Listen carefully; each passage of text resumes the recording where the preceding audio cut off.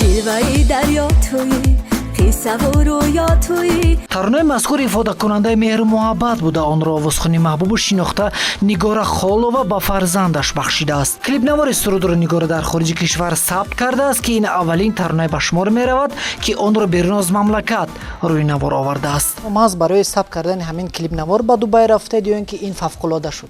اولین فرزندم است که میخواستم برای آن کس یک سرود بسرایم. چه نام دارد؟ امیره. شعر از آرزو ایسایف می باشد که آهنگ از ایرج. حمیدов. بله. و ما تیار کردیم این سرود را، رفتیم در شهر دبی، گفتم هم یک بار تماشا میکنیم هم ثبت میکنیم. همینو هم آن. بله. هم استراحت کردید. بله. مشکلی ها نشد؟ کم تا شد خیاکو کودک است. شد. ثبت بنوارگیری کلیپ چند روز دوام کرد؟ یک هفته. بله. برای اونجا میبینیم که لباس رو عوض میکنه. بله، یک هفته دوام کرد.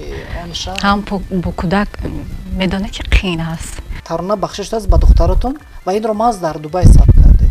یا خواستید که تغییرات باشد، نوآوری باشد؟ بله، چون که من همه کلیپ هایم، همه ثبت هایم در دوشنبه شده میخواستم که یک بار این بار اول بود در خارج بله، کشور. بار اول بود و ما ثبت کردیم در همونجا. عاشق دل دادم خامی خام و سادم راز دل بگشادم ای وای. نگاره خالووا در оилаи ҳунарманди шинохта исматулло холов ба дунё омадааст. эҷоди пайвастаи падар ба хонавода таъсири худ гузошт ва нигора дар ҳамин муҳит камол ёфт. ба шавқи беандозаи ӯ волидон низ таваҷҷӯҳ намуданд ва барои офаридани чандин суруд низ дар ҳамон замони хурдсолӣ роҳнамоиаш карданд.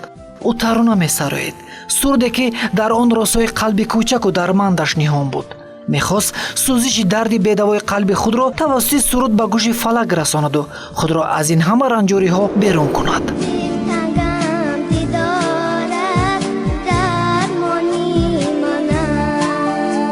من گمان میکنم که اون بهترین سرودهایی که من پیوسته مثلا غیر تمرین میکردم خود همون نگاره بانو اون رو در شعور خود قبول کردگی است و همین راه و روشی زندگی و کاری خودی نگاره شدگی است. ما نمیتوانیم که از آن ترانه‌هایی که شما رو واقعا هم هنگام خردسالی مشهور کرده بود یاد نگیریم. خیلی خاطره‌هایی هست، گویم یا نگویم، شیرین شیرین و چند ترانه‌های دیگری بود. راستی گپ این ثبت ها 20 سال پیش بود. البته 20 سال گذشت و من کمی در یادم هست، کمی نه فراموش کردید. بله. اما لحظه های ثبت همون کلیپ نوار گویم یا نگویم بود به نظرم. یادتون هست؟ اونجا چند سال بودید؟ اونجا 11 ساله. من همین گویم یا نگویم گرچنده که مثلا امروز به طلباتی اگر امروزه در چارچوبه عروض جایگیر هم نباشد اگر لیکن مضمون خودی همون درکی همون شنونده در اونجا بود. همون سرود به همون مردم یک رسانده تانه است. گویم یا نگویم دردم را بکی گویم. پیش از این میخوان بانو لیلا فروهر را بسیار گوش میکرد. همینا ما ثبت کرده آوردگی بودیم. همینا را بسیار گوش میکرد، با خودش زمزمه میکرد. کمتر که مریض کی بود فقط هوش و یادش فقط برای همون یعنی که همون سرود گوش کردن و همون وقت خود رو با همین سرود گوش کردن راستی اگر گپ بزنیم خوش میکرد و وقت میگذارم. امشب شب مهتاب حبیبم رو میخوام، حبیبم اگر خوابه طبیبم رو میخوام. شاد شد جانی من که غمگینم، رحم کن بر دلم که میرم، رحم کن بر دلم که میرم. با بیماری گرفتار شدن نگاره اهل خانواده را اندوهگین نمود. همگی برای شفا یافتنش تلاش کردند. همین طریق با دستگیری بی‌واسطه اساسگذاری صلح و وحدت ملی پیشوای ملت پرزیدنت جمهوری تاجیکستان امامعلی رحمان نگاره به فدراسیون روسیه برای طبابت روانه گردید. بعد جراحی در مرکز علمی جراحی قلبی در فدراسیون روسیه که طی 2 ماه آنجا طبابت گرفت، باز پس به تاجیکستان برگشت و با صدای شیردار خود دوباره روی صحنه هنر پدید گردید. اکنون نگاره دیگر از غم و اندوه و درد بی‌دوای خود نه بلکه از خوشی‌های روزگارش با شکرگزاری سرود می‌خواند که همگی برایش хушҳолӣ мекарданд. замони сарвари мамлакат вақти ба беморхона омаданд, тавсия доданд, пешниҳод карданд ки барои табобат шуморо ба Москва равон кунанд. ҳамон лаҳзаро низ ба хубӣ ба ёд доред? бале, албатта. он лаҳзаҳо фаромӯш намешаванд. табобат пурра ба анҷом расид? қариб 2-3 сол давом кард. баъдан охирон боре ки мо рафтем ба шаҳри Москва, дар ҳамон ҷо баъд анҷом ёфт. шифо ёфтам. инак пас аз он ки масалан шумо ба вои расид, ира 19-20 сола ва пас аз ин дигар дуюмбора ташхис ё ки дигар тавсия надоданд, шумо пурра шифо ёфтед? Чунки як бор рафтем, мегӯянд ба забони русӣ обследование. ташхиси дигар бора рафтем, гуфтанд на сиҳат аст. бештар нафарон мегуфтанд ки масалан нигора вақте ба воя мерасад бояд боз дуюмбора табобат бигирад. яъне метавон гуфт ки нигораи мусолим аст? ҳамаш асос надорад. بسیار مرکب لازم شد. چند سال هستی؟ نام چیه؟ نگاره؟ تصادفی بود. این یکم برنامه ریزی شدگی نبود. وقتی که اساسگزار صلح و وحدت ملی پیشوای ملت از بیمارخانه شهرک طبی همون درمو از کارپوس جراحی رگ و خونگذارهای دل وقتی که دیدن میکند اونجا همون وقت من فکر میکنم من بیادم هست بسیار هم مبلغ کلان قطعی تجهیزات جدید آوردگی بودن.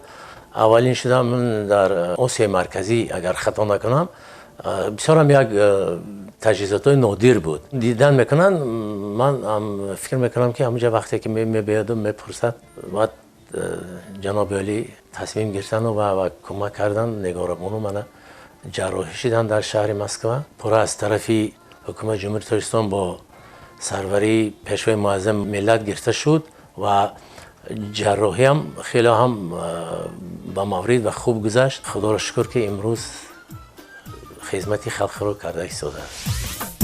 دختر روانه خاله خمیرتکی راز میکنه هر لحظه پیشی آچه کشیش ناز میکنه. یک ترانه همون زمانها سرویده بودید، عروسی نام داشت. بیشتر نفران گفتن که یک توی پیوند یعنی خشاوند نگاره بود، اونجا نگاره رفت همین سرود رو سرایید. یکمین باره که من این کلیپ رو ثبت کردم یکمین عروسی من بود، چون که میبینه چند تا عروسی کردم.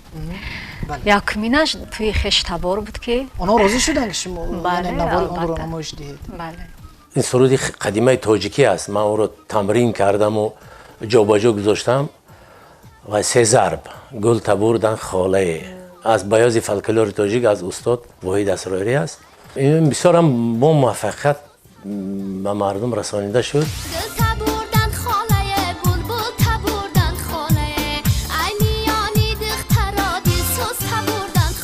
در اولیه شما دیگر برادر خواهران شما به چی کار مشغول هستند؟ تنها یک برادر دارم و دودر دارم.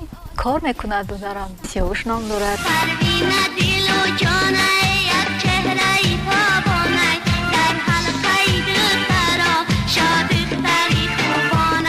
ایجاد چندین ترانه‌ها، ثبت کردن کلیپ نوارهای جالب و رنگین که در ژانرهای گوناگون بود، با آوازخوان موفقیت زیادی آورد. با وجود خردسال بودنش همگان نگاره را میان دیگر آوازخوان‌های شناخته کشور الکی شهرتیار عنوانش می‌کردند. ترانه‌های سرایده‌اش ویرد زبان‌ها گردید که آن به هنرمند موفقیت دیگری ضم کرد.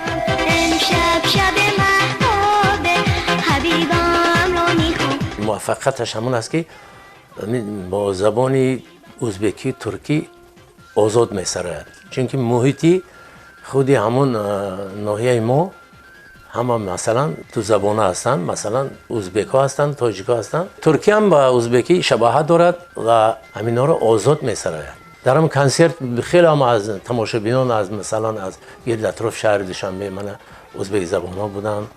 کنسرت بسیار با همین عظمت شکوهی بلند برگزار شد و تا امروز ثبت‌هایش در من بایگانی تلویزیون ها محفوظ است.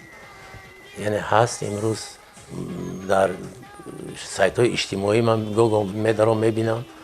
بسیار صفتش هم خوب است. Senden dost dedim ayağım kaydı keçerline dünya dünya dünya dünya dünya dünya kımları kaldı dünya itibat kala Khuda guva Khuda guva Hoş geldim yar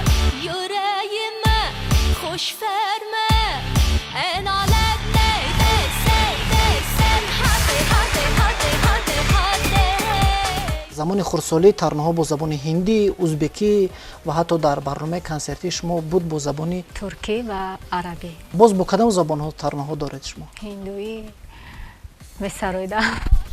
чаро замони хурдсолӣ бо забони ҳиндуӣ месароед ва вақти бузург шудед фаромӯш кардед? чуна ки гуфтам, мардуми мо бештар сулҳои халқиро, фолклори, хеле чизҳоро гӯш мекунанд ва бештар ки бо ҳамин таронаҳо машғул будем ва ҳозир боз кӯшиш намуда истодам ки аз сари нав бисароям чунин таронаҳоро.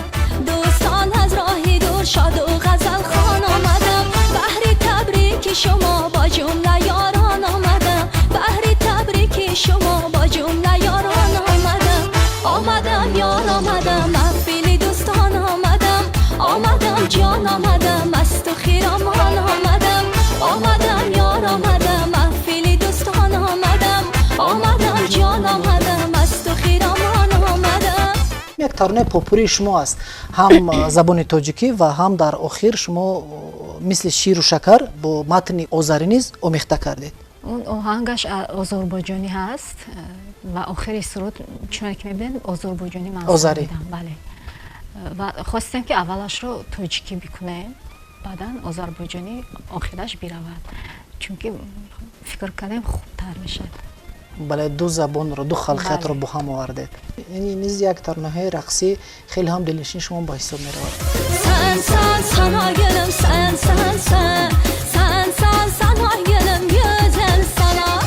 аз бас ки сурудҳои халқӣ эстрадӣ ва хориҷӣ ки хонда метавонанд маълум аст ки дар оилаи санъаткор калон шудааст. ташаккур ба падараш ки аз хурдӣ бо нигора хулова кор карданд. ёд надорам ки нигора хулова танҳо бошад, ҳама вақт бародар шуда бараш ҳаст ва дар студия дар сабти клипҳо چشم سیاه داری قربانت شوم من خانه کجا داری مهمانت شوم من. нигора холова соли 2001 аввалин консерти худро доир кард ва бо гузашти 10 сол, яъне 1 майи соли 2011 дар як ҷойги бо бародараш консерти бошукӯҳи худро таҳти унвони шукрона доир кард, ки он ба овозхон шӯҳрати зиёд овард. بگو ای بی‌وفای بی‌مروت. آه خانه کجا داری گیره بارازی دست چانا کردم قربانت شوم من. ای وای نخواهم دوخت تا روزی قیامت مهمانت شوم من. هی. барномаи консерти шумо шукрона ном гузошта шуд. чунки шукрона кардем ки ба ин рӯзҳо расидем, шукрона кардем ки сабаби ин қадар мухлисҳо шудем, барои ҳамин шукрона гузоштем. ин пешниҳоди коргардони мо режиссёри боқувват Барди Раҷаб буданд. ягон таронаи шумо шукрона ном надорад. на шукр кардем ки чунин ҷаноби олӣ дорем ки тоҷикистон мо гуфтгӯ шукуфта истодааст. миёни он тарон чандин таронаҳои дилнишин буд ва кадоме аз онҳоро шумо дӯст медоред шояд ва то ба ҳанӯз месароед? ҳамаи онҳоро ман дӯст медорам. ҳамаи онҳо барои ман як хосе доранд. шаҳрхолӣ хеле таронаи пурмазмун ва вақте ки бемории коронавирус дар тамоми ҷаҳон паҳн шуд ва ин месраҳоро ба ҳамин замон хос донистанд. агарчи ин суруд чанд сол қабл Бале. ҳунарманди афғон сароида буд, бубинед ки раванди зиндагӣ ба ҳамин мутобиқ омад ва бештар нафаро ин таронаро гуфтанд ки нигора ҳамон замон ин замонро гӯё ки сароида бошад. чӣ гуноҳ шуд ки ин на таронаро рости интихоб гап кардед? ин таронаро мо чуноне ки ҳунарманди Афғонистон Амирҷон Саборӣ сароида буд, вақте ки сароида буд мо оилавӣ нишаста ҳамин таронаро гӯш карда хостам ки ҳаминро ман бисароям. бародарам ба ман тавсия доданд ва ман ки сароидам хуб пазируфта шуд аз ҷиҳати мухлисон. ҳатто мардуми Афғонистон, эрониҳо хуб пазируфтанд. Туркиё мо аз ҷиҳати ҳамин суруд рафта будем, дар он ҷо як маҳфил буд гузарондем. бениҳоят хуб пазируфтанд, махсусан ҳамин таронаро. شهر خالی جاده خالی کوچه خالی خانه خالی جام خالی سفره خالی ساغر و پیمان خالی. با امیر جان صبوری رشته دوستی داریم و خیلی هم در تماس هستیم. وقتی که با امیر جان گفتم که شما ملال نیستید که بانو نگار این سرود و سرایده و گفت نه من خیلی هم خرسند هستم که بهترین سرایدن و برای مردم اینا مثلا رسانده توانستن، گرچنده که آهنگ هم شعر هم از خودی من بود. بسیار یک انسانی خاکسار، بعضی من گفتار و بعضی بحث هاست که از این و آن شاعر است، نه پیوسته من میپرسن که آقای امیر جان شعری که است؟ میگه من به شما گفتم که شعری بنده است. دو بیتی دیگه دارد که میگه غزل های قشنگ ملک مردم دو بیتی های ادرسکم نمیشه. ادرسکم زادگاه استاد است. استاد بسیار یک آدمی تمکین هم ملتی ما است، بسیار یک آدمی با تمکین و بسیار یک سازنده، بسیار یک ایجادکاری خوبی است که همیشه دلشان جوان است در خودی همین رویه ایجادیات. شهر خالی، جاده خالی، کوچه خالی، خانه خالی، جام خالی، سفره خالی، ساغر و پیمان خالی. کوچ کرده دسته دسته آشنایان اندلبان، با خالی، باغچه خالی، شاخه خالی، لانه خالی. یک ترانه دیگر شما که کلیپ نواری اون رو پیشنهاد کردید نام دارد به تو. پس از شهر خالی این ترانه خیلی هم محبوبیت زیاد رو پیدا کرد و ثبت اونش خیلی موافق بود. در شهر دوشنبه ثبت شد فکر میکنم. دوشنبه ثبت شد. از نوار بردارانی خوجند آمده بودن، در اینجا ثبت نمودن. این هم خوب پذیرفتن مخلصا. آهنگش از آهنگسازی ممتاز دورون رحمتزاده است. فرازی کوچه های شهر خالی است، هوا امروز گریان است. من ترانه ها را میسرم از درد دلی مردم. حیات شخصی شما بله. عنوان رپ نداره. نه، از درد دل مردم که میشنویم میبینیم. بعد میخوام که یک ترانه بسرایم از جهتی همین که بازگوی زندگی نامه. بله. هر یک سرانده دنیای خودش رو دارد، تیمر یک مهینی صدای نازک خودش رو دارد که با امو صداش از دیگر سرانده فرق میکنه. از بس که نگاره خلوت همه وقت جستجوی سخنهای نو، یعنی شعر نو، آهنگهای نو و کلیپهای نو، همین سبب است که در مدت طولانی در دل مخلصان هستند. فراز کوچه های شهر خالی است. این با آهنگی اگر خطا نکنم دوران رحمتزاده است. امروز ها هم بسیار هم کار کرده استادیم، کوشش کرده استادیم که همین سرودهای ایجاد کنیم که همین به درک مردم خورد، یعنی که مردم هم به مردم مخول شود. و وظیفه ما فرهنگیان، صنعتکاران، یعنی که ترغیب سرودهای عنعنوی و سرودهای لیریکی تاجیکی است بهر مردم و غذای معنوی بخشیدن به مردم و ملت خودمان. طول 10-11 سالش که با نگاره خود همکاری داریم، با آن که سرود تیار کرده بودم، هم آرانژمان کرده بودم، هم باز همچون گردانی آواز هم سر کرده هستم. مطمئن هستم که صدای نگاره خود یک دنیای خودش رو دارد و دیگر سرانده مانند نیست. مرا با من بیماندی و دلم بگذاشتی رفتی.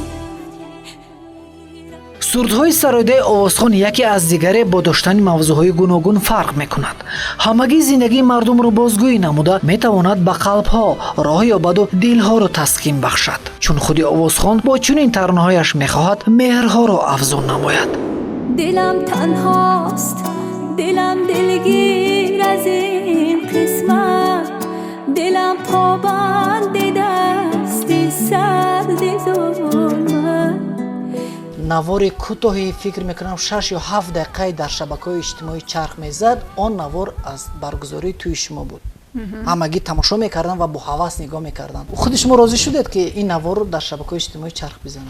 بله، چون که ما خود ترانه تویانه بود در وقتی که ثبت توی بود، ترانه تویانه که تیار کردیم و امین وقت ثبت توی رو ما در ترانه یک جای نموده یعنی کلیپ نموده پیشکشی مخلصان کردم. حتی توی رو کلیپ کردی؟ بله. چون که همگان میخواستم بعضی مخلصان میخواستن که توی ما رو ببینن. بیشتر نفر میخوان که این پشت پرده باشد اما شما خواستید که این تبلیغ شود. از من پرسیدن که اقلا رسمی تویت رو بیده یا که ثبتش رو میخوایم تماشا بکنیم و من خواستم تاریخ کلیپ پیشکشی مخلصان گردونم. همسر شما شهباز با چیکار مشغول است؟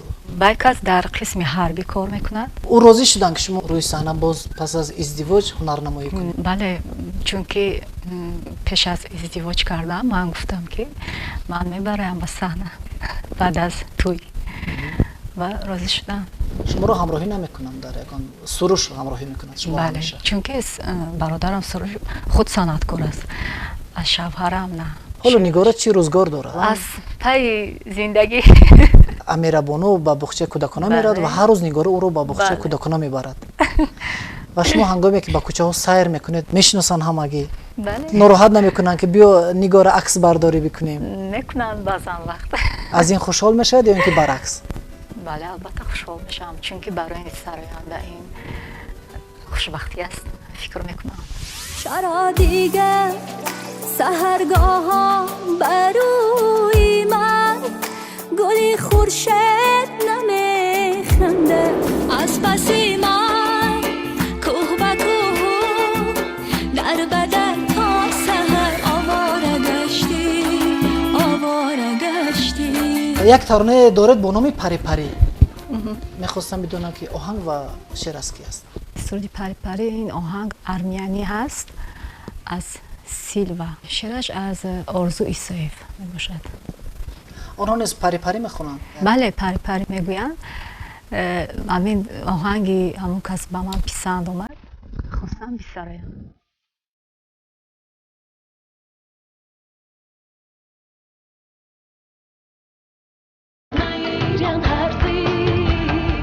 یک هنرمند ازبک با نام بهرام نظرов همین ترانه را پس از شما سرایید. شما شنیدید این ترانه؟ بله. پس از شما به نظرم برای ترانه شما سال 2016 بود، ما ثبت آن رو دیدیم سال 2017. بعدا من فکر کردم پس نگار خاله واسطه بیاد. بله. Bu pari pari şu pari pari kimin dilberi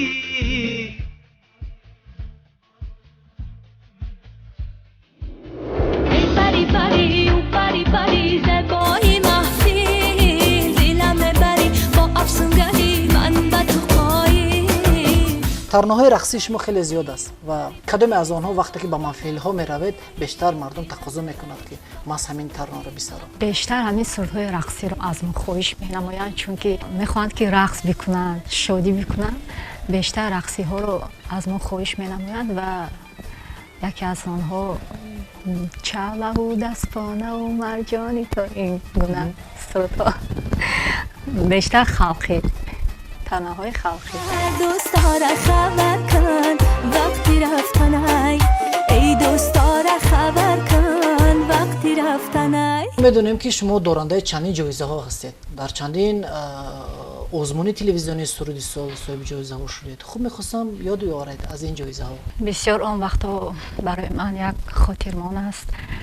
هر یک جایزه هایی که گرفتم مینداری خود را به بهرالدین رجبوف که بسیار مرا دستگیری نمودند همون لحظه ها برای ستاره سال سرودی سال تا حالی فراموش نمی شود. چون این کنسرت ها فستیوال بود در شهر انتالیای ترکیه. در آنجا ما با انسامبل پدیده بودیم. در آنجا هم صاحب جایزه گردیدم. چه سرود سرایی دید آنجا؟ سرودی فولکلور خلقی برآمد. پذیرایی چگونه بود؟ بسیار خوب بود. با گذشت چند سال باز سرور مملکت با شما مدال شایسته هدیه کردند. این نوار رو ما تماشا کردیم خیلی خوشحال شدیم. من هر چند که تماشا میکنم شاد میشم. یعنی شما حالا دارنده مدال خدمت شایسته تاجیکستان هستید. در شهر سن پتربورگ در جمهوری خلقی خیتای و در مسکو برآمد کرده بودن. ما همیشه کوشش میکنیم که خودی همین برنامه و فهرستی سرودهای نگارا رو صیقل داده ایستیم. خبر نداره یار زیهانه زی دستی غم ها کدومی از هنرمندان شاید داخل شاید خارج کشور برای شما پسندیده است و ترانه‌های او رو شاید بشنوید؟ راستی من سرودهای بهترین رو گوش میکنم، بهترین رو از کدام میپذیرم. آوازخوان؟ فرق ندارد، سرودی بهترین باشد فرق نداره از کدام آوازخوان است و من پسند باشد گوش میکنم و میکوبم که کدام کی سرایده است از طریق اینترنت. یکی از مصاحبه های شما رو دیدم، شما گفته بودید اونجا که ترانه های یلدوز عثمانی رو زیاد دوست می‌دارم و حتی یک ترانه او رو در خردسالیتون سرایده بودید. بله، یلدوز عثمان و از سراینده های ایران موین، لیلا فروهر، گوگوش، منصور، همه آنها با من پسند است. ترانه های همه آنها رو گوش میکنم چون که صنعت اصیل دارن. لیلا فروهر هم با نگارا بانو امشب شبی مهتابی اینا رو ما با اونو پیشنهاد کردیم گوش کردن، خیلی خوبه، خیلی قشنگ و دعای نیک هم دادن. موین وقتی که بعد شنبه اومدن ما پیشکش کردیم که سرودی گذشته ها گذشته را سرایدیم. پیش از ما گفت که بانو خیلی هم من در یوتیوب تماشا کردم، خیلی هم قشنگ سراییدن همه سرودی که امروز بانو می سراید و در همین کدوم یک محفل بود، محفل خوردی هم بود و نگاره اون رو سرایید و آقای موین گفتن که دختری من هم ذوق دارد به صنعت، اما امروز خیلی هم متاسف هستم که با انگلیسی سرود میخواند، خیلی کم با فارسی میخواند. گفتن که خیلی هم خوب بانو سراییدن، خرسند شدن. بعد ما هم خودی همین فیته که ثبت بود همین را با آقای موین تقدیم کردیم.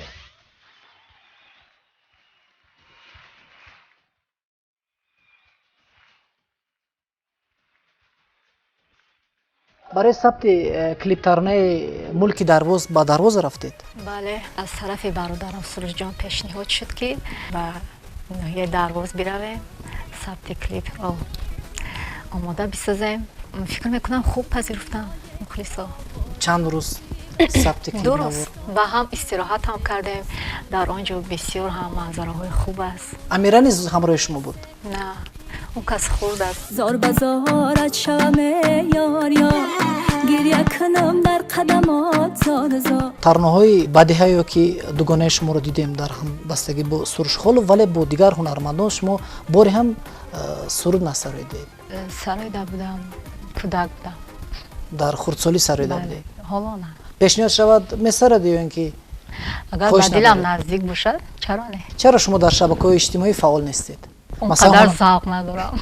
هنرمندان امروز قریب که خود رو مشهورتر میکنن در شبکه‌های اجتماعی، عکس‌ها رو دیر میگذارید آنجا. بله، کمتر است، لیکن از کوشش کرده سودم که زیادتر بکنم. من هم عاشقی زبا زباتر شوم کی بیایی آه دلکم تر شوم. هر سرودی که هست ما در خود خانه یک خودسویتی داخلی رو داریم که ما گوش میکنیم و یا مثلا مصلحتو میدیم. خب اگر ایرو در ارنجیروف کار کرد باشد وای رو مثلا وای دیده میبریم، بیشتر کوشش میکنیم که متن‌های ذوقی بلند باشد.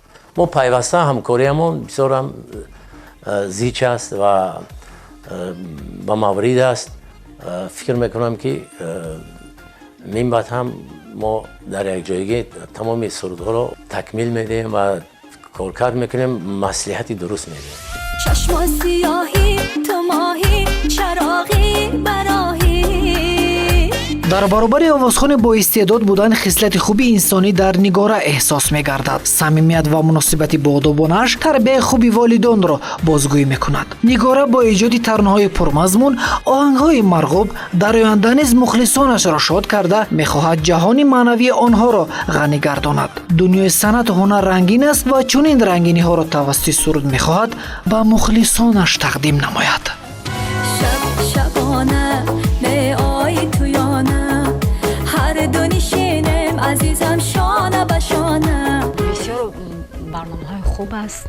از تلویزیونی دوشنبه HD رو که تماشا میکنن برنامه‌های نو به نو پیشکش میگردونن. پسند است. از اینستاگرام تماشا کردم اولین برنامه شما رو، از همونجا من شناختم برنامه شما رو، بعداً در تلویزیون دیدم. چی تمنا دارید با بینندگان تلویزیون دوشنبه و مخصوصا برنامه هنر؟ таманияти ман он аст ки ҳамеша сиҳатманду сарбаланд бошанд, хонаобод бошанд ва ҳамеша бигзор тоҷикистони азизам боз ҳам зеботар шавад ва ҳамеша дар кишвари мо танинандоз бошад, сулҳу субот ва хушбахт бошад, доим бихандад. ما نیز خوشبختی شما رو تمنا می‌کنیم و بار دیگر خوش آمدید به برنامه هنر. تشکر. بینندگان گرامی با شما خیر آشنا می‌کنیم چون که برنامه دیگر تلویزیون دوشنبه ادامه دارند.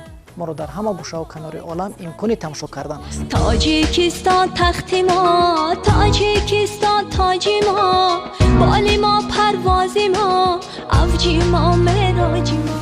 با چگونه مشکلی ها رو برو شده؟ مشکلی ها در هر یک کار هست.